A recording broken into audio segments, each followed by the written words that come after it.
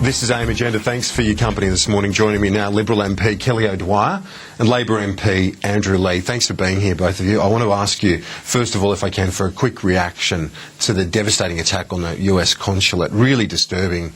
One of America's top diplomats killed, apparently helped out Australia a lot too, in the Melinda Taylor case, that lawyer that was detained.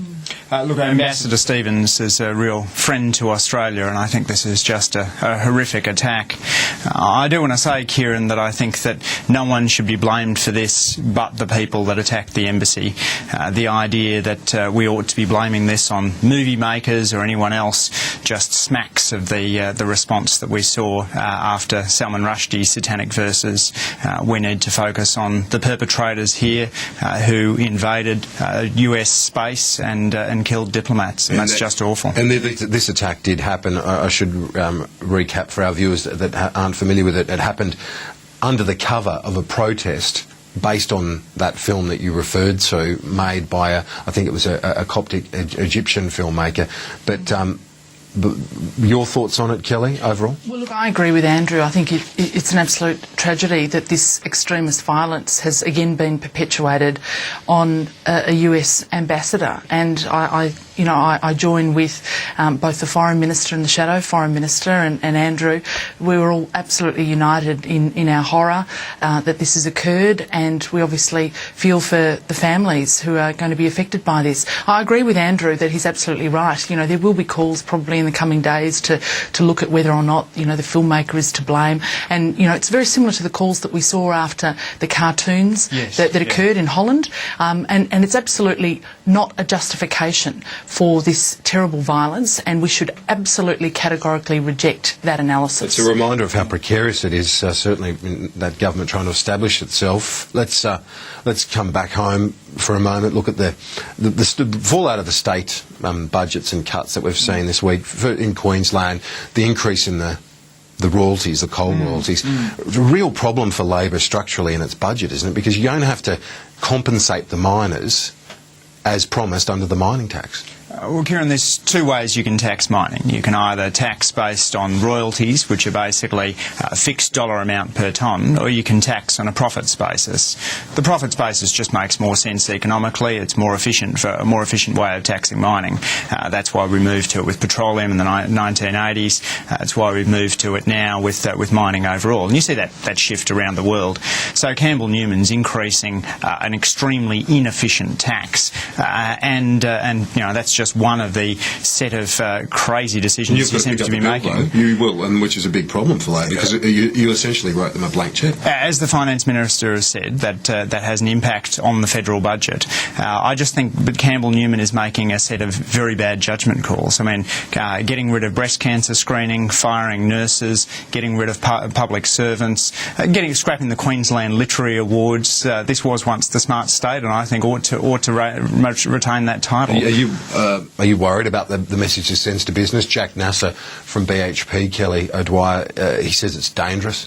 He's disappointed with it. Extrata were just as strong in their language. Well, first let me just respond to what Andrew just mentioned. I mean, there's this massive distraction politics that's going on at the moment in the federal government. They're trying desperately to focus attention onto state governments so as not to focus attention on themselves. I mean, Campbell Newman inherited a deficit of $10 billion, and we know that the debt there is going to be something upwards of $100 billion. So they've got to make some difficult decisions, and that's for them to justify.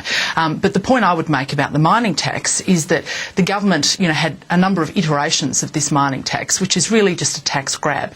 The iterations that it last made to the mining tax was to link spending to huge volatilities in commodity prices.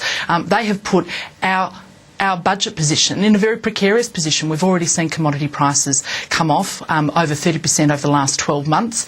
And of course, they've locked in spending, huge spending. The government is spending $100 billion more than it was during the last coalition government. So the government... on the royalties point, though? On the royalties... Do you concede that is an inefficient tax and that essentially the government's going to have to underwrite it?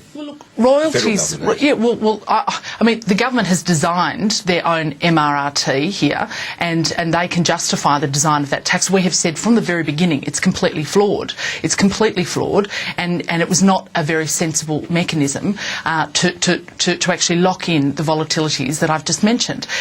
we've had for a number of years royalties. That is something that everybody's absolutely familiar with. That is absolutely a right of the states to levy royalties. Now, the government, of course, wants to put their hand in the pockets of all of the states raising revenue here, but they're not doing it in a very efficient way at all.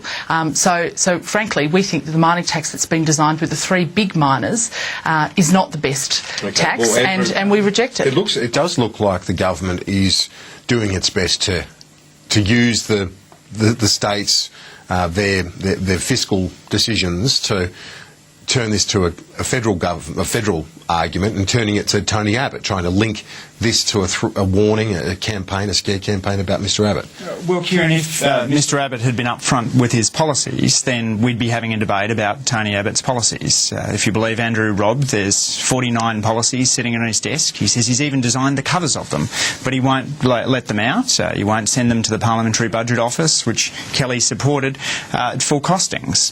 Instead, what we need to do is to look to the states, and there we get a sense as to what an Abbott government might be like. Well, okay. The cuts to disability services, to health services, to education, and these are all moderates in the state premiers. Mr Abbott is on the reactionary wing of his party, and I think that bodes ill for what might happen were he ever to come Kelly, to power. just quickly. Well, let me beg to differ here, because I mean the government needs to justify their own policies. They're not keen to talk about their big new spendathon, $120 billion.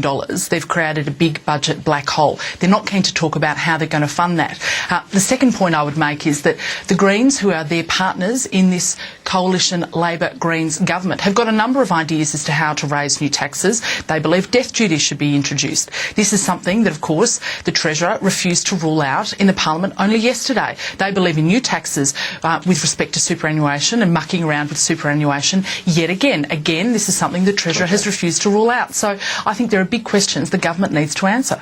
We have ruled out inheritance taxes. I think that he did go close to ruling it out yesterday, did he not? Yes, in the Parliament? Yes, He didn't categorically rule it out, Yes, no. he did. Okay, well, I beg to differ on that one too. Kevin Rudd was back yesterday. I've only got 2 minutes left on the show, but I do want to get your thoughts on that, Andrew. Conducted a television interview, took 3, probably 4 questions to get his reaffirmation that Julia Gillard might win the next election, to say her name. Kieran, it's not that hard, is it? This was fundamentally a discussion about China, and I think a very interesting one. And I think, frankly, most people are likely to be interested in the China aspect. I understand within the parliamentary triangle there are a few thousand people that might be interested in leadership speculation. But I would have thought for the other 22 million Australians, they're probably more interested in thinking about the impact that China will have on Australia. I think Mr Rudd has some insightful views on that. By doing the interview, by refusing to state categorically one way or the other? I think this is basically inside the triangle gossip. I don't think that it's the most important thing to be talking about. I think understanding what's happening to China, hope you don't mind, we were talking before we came on air about the Chinese housing market. I think understanding what's going on in the Chinese economy is fundamental, because we're in an Asian century. We're tied to Asia. Only 30 seconds left, Kelly, but you'd agree China's much more important, isn't it? Well, it's important to be discussing it, absolutely. It's important to be discussing the government's policies in their $120 billion black hole, but the fact is they've got a leadership problem in the Labor Party, and Kevin Rudd keeps putting his hand up because he wants to be Prime Minister again because of the way he was politically executed by Julia Gillard. So there is a big problem, it's a real issue, and of course it is going to be discussed. Okay. Kelly O'Dwyer, Andrew Leigh, good to see you both. Thank you, Kieran. Have a good day. That's all for AIM Agenda. The news is next. Stay with us.